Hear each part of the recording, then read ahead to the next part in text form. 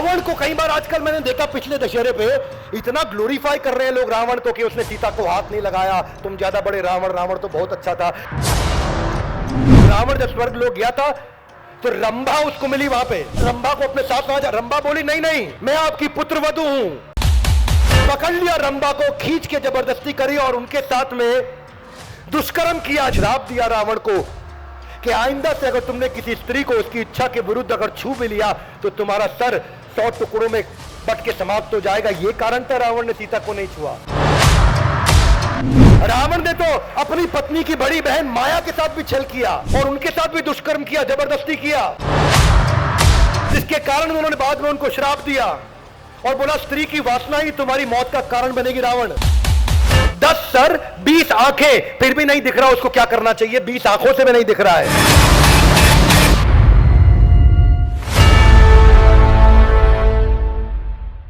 हरे कृष्णा। पिछले एपिसोड में हमने चर्चा किया फोकस के बारे में और इस बार चर्चा होगा कि जो फोकस नहीं करता उसकी जिंदगी में क्या होता है, क्या आउटकम निकल करके आता है। तो भोग ऐश्वर्य का क्या इंपैक्ट है, जरा मेरे पीछे श्लोक बोलिए एवरीबॉडी। भोग ऐश्वर्य प्रसक्ता नाम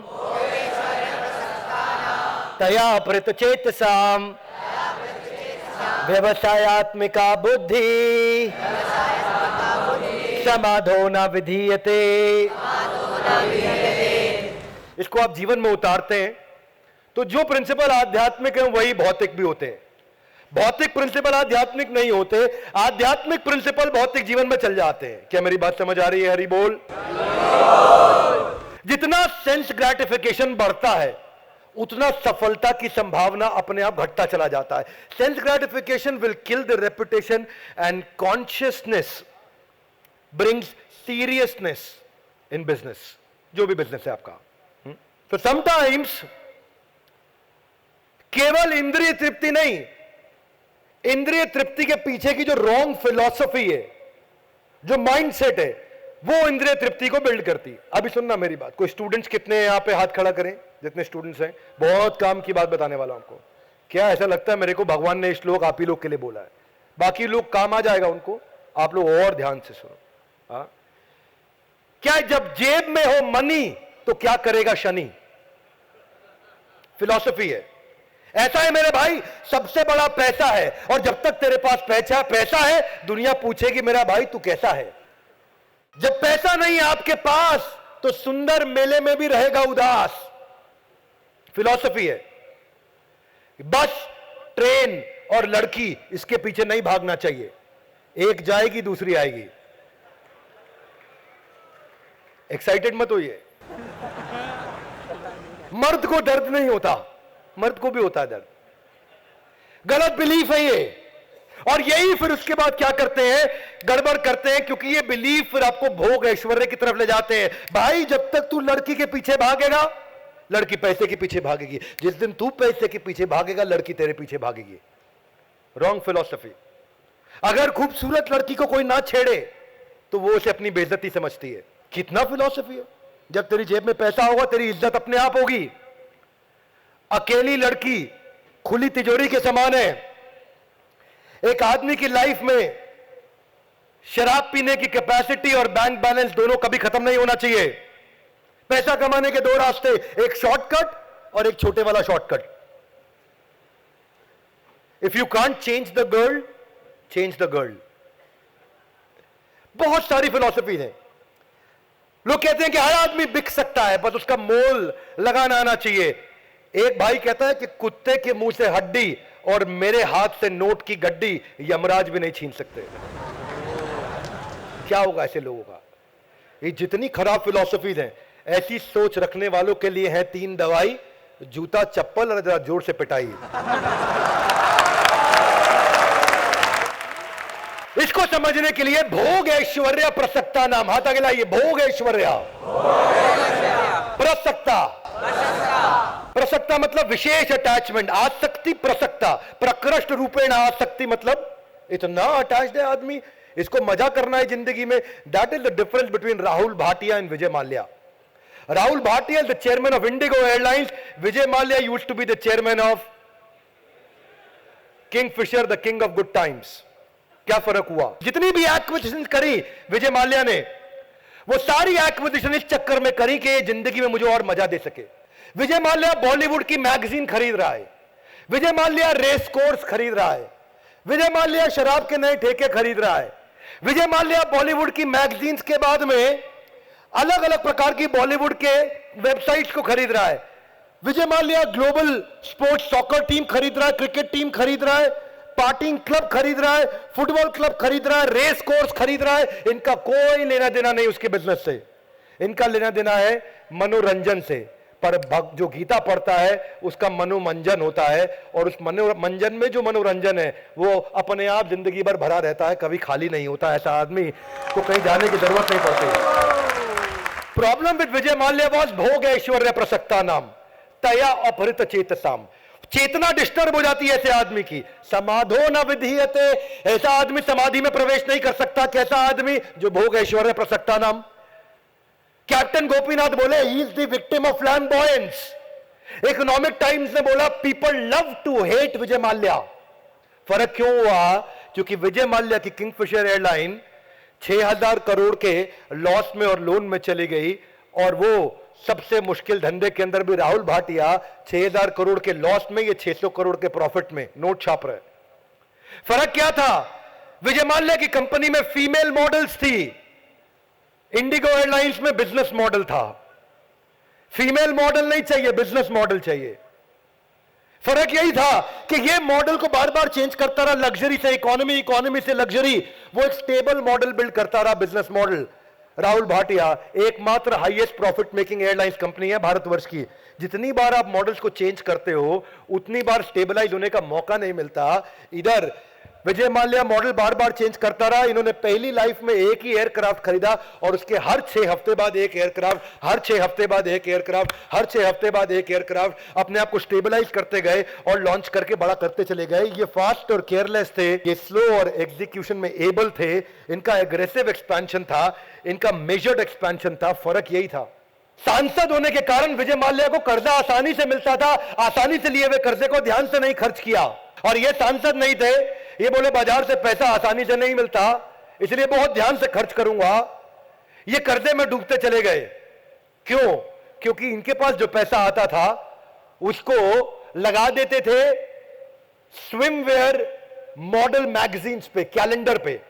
ऐसे ऐसे कैलेंडर लॉन्च किए जहां पे लड़कियां स्विमिंग वेयर में घूमती हैं समुद्र के किनारे, और उसके बाद शराब की बोतल हाथ में लेकर के रात को 2 बजे लड़कियों का, फीमेल मॉडल्स का इंटरव्यू। भोग ऐश्वर्य प्रसक्ता नाम तया अपहृत चेतसाम। आप संसार में भी सफल नहीं होंगे, पढ़ाई में सफल नहीं हो सकते। प्रॉब्लम क्या है कि आपके माइंड में फोकस इसीलिए नहीं आता। भस्मासुर के बारे में सबने सुना, भगवान शिव की खूब तपस्या करी। अब भगवान शिव भी टेंशन में आ गए, इतनी तपस्या कर रहा। भगवान शिव आ गए, अवतार लिया, दर्शन दिया उसको। बोले क्या चाहिए? बोला ऐसा वरदान दो जिसके सर पे हाथ रखूं भस्म हो जाए। भगवान शिव को बोलना पड़ा तथास्तु। फिर ये भगवान शिव के पीछे भागे, अभी आप ही को भस्म करूंगा। क्या भोग ऐश्वर्य प्रसक्ता नाम तयाप्रत चेतसम। कैसे? एग्जाम्पल सुनना। भगवान शिव भाग करके गए किनके पास? अल्टीमेटली सबको उधर ही जाना, त्रिलोकीनाथ सर्वलोक महेश्वरम। भगवान श्री विष्णु के पास गए, बोले बचाओ मुझे। बोले क्या हुआ? बोले भस्मासुर को मैंने वरदान दिया, भी मुझे भस्म करने आ रहा है। भगवान ने बोला इजी है। बोले कैसे? मोहिनी रूप बनाया। मोहिनी रूप बन करके भगवान शिव से पहले भस्मासुर के आगे आ गई मोहिनी। वो इतना भोग ऐश्वर्य प्रसक्ता नाम तया अपहृत चेतसाम, इतना अचानक डिस्टर्ब हो गया मोहिनी को देख के कि उनको बोला है शिवजी को छोड़ो, तुम मुझसे विवाह कर लो। बोले ठीक है, मैं विवाह तो उसके साथ करूंगी जिसको डांस करना आता हो, नृत्य करना आता हो। बोला वो मुझे आता नहीं, सिखा दो। मोहिनी बोली सिखा दूंगी, और डांस में उसको लगा दिया। वो भी डांस करने लगा। भस्मासुर डांस करते करते अलग अलग स्टेप किए, और ऐसा पीछे हाथ रख के ऐसे ऐसे स्टेप किया। उसने भी ऐसे ऐसे किया, अपने ही सर पे हाथ रख लिया, भस्म हो गया। इसको बोलते हैं भोग ऐश्वर्य प्रसक्ता नाम। क्यों? उसको याद नहीं रहा। आदमी की मेमोरी उसी दिन समाप्त हो जाती है जिस दिन उसका भोग ऐश्वर्य में मन लगता है। इसीलिए मैं स्टूडेंट्स को हमेशा बोलता हूं कि जिंदगी में कुछ भी बनने का हो, सारी किताबों से पहले अपने हाथ में भगवत गीता रखना। सफलता की है वो कुंजी जो दुनिया में और कोई नहीं दे सकती, क्योंकि पृथ्वी के इतिहास के पहले मोटिवेशनल स्पीकर भगवान कृष्ण थे। भस्मासुर तो परफेक्ट एग्जाम्पल, संसार में भी बहुत एग्जाम्पल। ये Bill Clinton versus Barack Obama, एक दुनिया की सबसे बड़ी डेमोक्रेसी, सबसे शक्तिशाली देश के दो सबसे शक्तिशाली राष्ट्रपतियों में से एक रहे। एक 42वां राष्ट्रपति, एक 44वां राष्ट्रपति अमेरिका का। वो 42वें थे बिल क्लिंटन, और ये भाई साहब 44वें थे बराक ओबामा। दोनों में जमीन आसमान का अंतर। दोनों ने बड़े बड़े डिसीजन लिए। दोनों 2 बार आए अमेरिका में। दोनों ने शराबी पिता और अपनी मां के साथ जिंदगी बिताई। दोनों में कई समानताएं थी, पर काम करने की शैली दोनों की बिल्कुल अलग थी। बिल क्लिंटन कांस्टेंट स्कैंडल्स में फंसे रहे, पौला जोन्स, मोनिका लेविंस्की, अलग अलग केसेस में फंसे। बराक ओबामा हर संडे चर्च जाते थे, इतने धार्मिक थे। बराक ओबामा लॉयल्टी और इंटेग्रिटी के लिए जाने जाते थे। ये बिल क्लिंटन के आने के टाइम पे फेडरल प्रिजनर्स और क्राइम डबल हो गया। बराक ओबामा के आने पे पिछले 30 साल में लोएस्ट हो गया। बिल क्लिंटन के टाइम पे चढ़ती हुई इकोनॉमी गिरती हुई निकल के गई। 2007 आते आते अगले राष्ट्रपति के हाथ में फेडरल बैंक के क्राइसिस हो गए, बैंकिंग क्राइसिस हो गए। और जब बराक ओबामा के हाथ में आया, 25 मिलियन नई जॉब क्रिएट करी, 30 साल में सबसे ज्यादा सफल राष्ट्रपति बने। ये फ्लैम्बॉयंस के लिए जाने जाते थे, वो इंटेग्रिटी के लिए जाने जाते थे। ये अपनी गलतियों के कारण और अपने आप को हीरो दिखाने के लिए जाने जाते थे। ये भारत, ये अमेरिका देश को हीरो बनाने के लिए जाने जाते थे। यही अंतर मुगल और मौर्य साम्राज्य में भी था।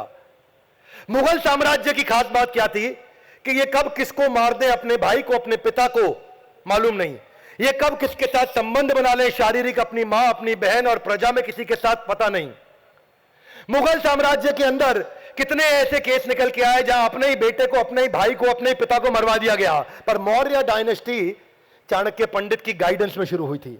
वहां पे इंद्रिय तृप्ति को हटा करके इंद्रियों को समाज की सेवा में लगाने के लिए बताया गया था। चाणक्य पंडित ने जहां गाइडेंस दिया वहां गेम चेंजर था। मौर्य डायनेस्टी ऐसी थी कि राम राज्य के बाद यह दूसरा ऐसा राज्य आया पूरे भारत के इतिहास में जहां प्रजा हमेशा सुखी रही है। राम राज्य के बाद यह दूसरा ऐसा राज्य आया जहां सबसे बड़ी सेना पिछले 2500 साल में आज तक कभी हुई है। राम राज्य के बाद यह दूसरा ऐसा राज्य आया जहां पे एडमिनिस्ट्रेशन और ऑपरेशन सबसे अच्छे रहे। पहली बार ब्यूरोक्रेसी इंट्रोड्यूस करी गई, पहली बार मिनिस्ट्रीज बनाई गई, पहली बार सेंट्रल टैक्स सिस्टम बनाया गया। राम राज्य के बाद यह दूसरी बार ऐसा हुआ था जब लोग बहुत खुश और प्रोग्रेस और इकोनॉमिक प्रॉस्पेरिटी कंटिन्यूसली बढ़ रही थी, क्योंकि यहां गाइडेंस चाणक्य पंडित की थी। मुगल साम्राज्य में भोग ऐश्वर्य, और यहां पे क्या है, समाधो, वहां न विधीयते, यहां परमानेंट समाधि थी। फर्क क्या है दोनों में, डायनेस्टी में? जब अकबर ने बैटल ऑफ पानीपत खत्म किया तो जितने सर काटे, उन सर काट के उन सारे सरों को जोड़ करके एक मीनार बना दिया और सेलिब्रेट किया कि मैंने बैटल ऑफ पानीपत में इतने सर काटे, इतना बड़ा किला, इतनी बड़ी मीनार खड़ी कर दी। और नंदा डायनेस्टी को सम्राट खत्म करने के बाद जब मौर्य डायनेस्टी आई, चंद्रगुप्त मौर्य के ग्रैंडसन, उनके पोते कौन, सम्राट अशोक, जब उन्होंने बैटल ऑफ कालिंगा लड़ा तो उसके बाद इतने दुखी हो गए कि इतने लोगों को मारा कि उन्होंने बौद्ध धर्म ज्वाइन कर लिया और जाकर के माफी मांगी और बोला आज के बाद किसी को मरने नहीं देंगे। यह फर्क था मुगल और मौर्य सम्राट में। इसको क्या बोलते हैं? इसको बोलते हैं भोग ऐश्वर्य प्रसक्ता नाम। समस्या वहीं से आती है। एक ने किलिंग को सेलिब्रेट किया, एक ने किलिंग से एब्स्टिनेट किया।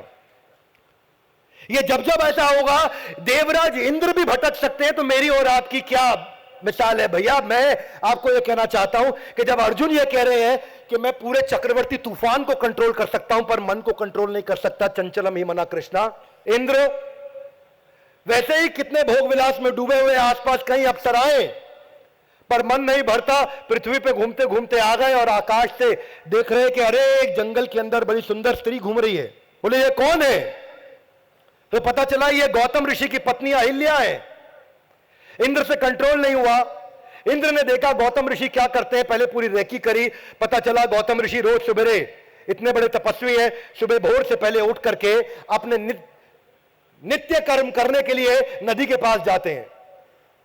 नया आवरण बनाया इंद्र ने और आवरण बना के खुद को गौतम ऋषि बना लिया। जैसे ही पति गौतम ऋषि निकले नित्य कर्म के लिए नदी के पास, शौच क्रिया करना, स्नान करना, ये वो अप्सरा बला की खूबसूरत सौंदर्य की देवी वो अहिल्या के पास चले गए और खुद गौतम ऋषि बन के चले गए और उसके साथ जाकर के संभोग करने का प्रयास किया। उधर गौतम ऋषि को कहीं ना कहीं महसूस हो गया कि पीछे कुछ गड़बड़ हुई है, मेरे साथ छल हो रहा है। गौतम ऋषि जब अपनी कुटिया में वापस लौटे तो उन्होंने इंद्र को उनके साथ सोता हुआ अपनी धर्मपत्नी के साथ देखा। ऋषि थे और वो वहां पे उन्होंने उस क्रोध को सेवा के लिए जागृत किया, अपनी पत्नी को श्राप दिया, वो पत्थर बन गई। उनको श्राप इसलिए दिया क्योंकि आगे चल के भगवान राम ने उनको आशीर्वाद दे करके हाथ से छू करके पत्थर से वापस अहिल्या बनाना था। लेकिन जब इंद्र को उन्होंने श्राप दिया तो उनको बोला तुम्हारे शरीर पे हजारों स्त्री की योनियां बन जाएंगी, जो जिसकी तुम भोग विलास की इच्छा करते हो, तो मैं इतनी योनियां देता हूं। पूरे शरीर पे योनियां बन गई उनके। उन्होंने माफी मांगी, जब बहुत क्षमा मांगी तो उनको आंखों में परिवर्तित कर दिया। इंद्र के शरीर पे हजारों आंखें। ये क्यों इंद्र जैसे इंटेलिजेंट व्यक्ति से भी हो जाता है और ये हमसे, मुझसे, आपसे, किसी से हो सकता है। भोग ऐश्वर्य प्रसक्ता नाम तया भृत चेतसाम समाधो ना विधीयते। ऐसा आदमी, समाधो मतलब हाथ आगे लाइए, कम ऑन, एक ये जो समाधि हमने पिछले श्लोक में समझी थी, एक आज उसी श्लोक का, क्योंकि भगवत गीता जो है वो कंटिन्यूएशन में एक के बाद एक चर्चा चल रही है, तो वो रिलेशन है पिछले वाले का इससे। और आप यही देखते हैं कि आज हम गोवर्धन पर्वत के साथ में परिक्रमा मार्ग के नजदीक बैठे हैं।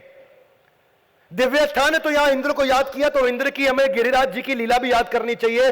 जब छोटे भगवान कृष्ण उन्होंने मना किया कि भाई इंद्र के पीछे मत भागो, गोवर्धन की पूजा करो, तो इंद्र को गुस्सा आ गया। इंद्र ने बोला कौन है ये बालक, बचाएगा तुम्हें गोवर्धन, बचा लेते हैं।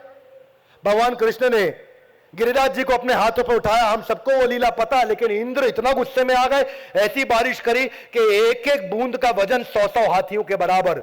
इतनी बारिश करी कि इंद्र थक गए। पर भगवान नीचे मुस्कुराते रहे। तब इंद्र को समझ में आया, अरे गड़बड़ हो गया। भोग ऐश्वर्य से सबसे बड़ा रिजल्ट यह है कि एक आदमी जिसकी कोई, एक समझो सरपंच है, वो भी अगर भोग ऐश्वर्य में पड़ जाता है तो प्रधानमंत्री के खिलाफ इलेक्शन में लड़ने की बात करने लगता है, भाई संभाल लेगा। इंद्र के साथ ऐसा ही हुआ। ऐसा नहीं होता कई बार लड़के लड़के आपस में ड्रिंक, भाई आज भाई गाड़ी चलाएगा, वैसा ही हो गया उनके साथ में। ये इंद्र कौन है भगवान के सामने, लेकिन भगवान से लड़ने पहुंच गया। हाथ आगे लाए, क्यों? भोग ऐश्वर्य प्रसक्ता नाम। द प्रॉब्लम विद भोग ऐश्वर्य is that you immediately get distracted and illusion to this extent. इतना डिस्ट्रैक्ट इल्यूजन हो जाएगा कि समझ में नहीं आएगा मैं लड़ किससे रहा हूं। आज समझोगे मैं लड़ किससे रहा हूं, और उसी चक्कर में व्यक्ति फंस जाता है। हुमायूं इतना भोग ऐश्वर्य में रहता था, इतना भोग ऐश्वर्य में रहता था कि मुगल डायनेस्टी में सबसे ज्यादा पॉपुलर था हुमायूं। उनके पिता बाबर फिर भी स्ट्रांग थे। उनकी मृत्यु के बाद जब हुमायूं आया तो परमानेंट मजा कर रहा था, आनंद ले रहा था। बहुत बड़ी सेना थी, 40,000 की सेना हुआ। शेरशाह सूरी आए, उनकी 15,000 की सेना।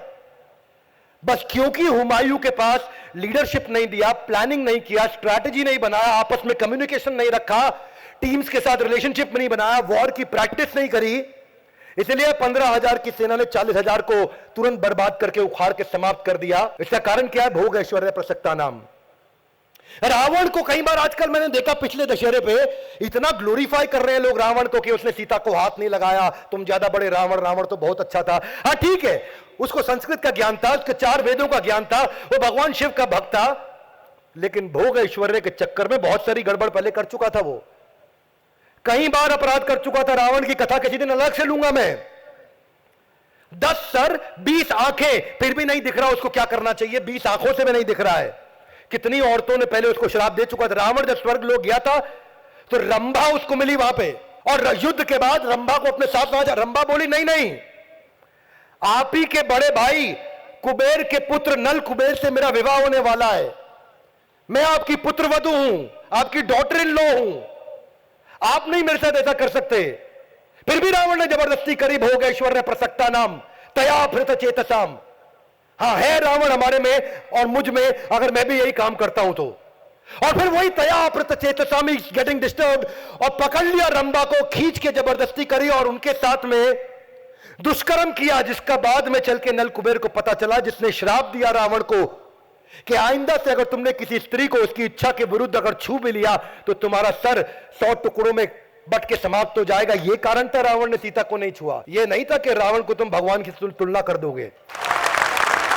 रावण ने तो अपनी पत्नी की बड़ी बहन माया के साथ भी छल किया, और माया इतनी सुंदर थी कि माया की माया में फंस गया वो, और उनके साथ भी दुष्कर्म किया, जबरदस्ती किया, जिसके कारण उन्होंने बाद में उनको श्राप दिया और बोला स्त्री की वासना ही तुम्हारी मौत का कारण बनेगी। रावण को कई बार इसीलिए मिले। और यही सारे अपराध छोटे बड़े हमारे करियर में, हमारी सक्सेस में, हमारी ग्रोथ में, और उसी के लिए भगवान ने भगवत गीता दी थी, उसको जीवन में उतारने के लिए। Everybody Gita in, louder, come on, Gita in.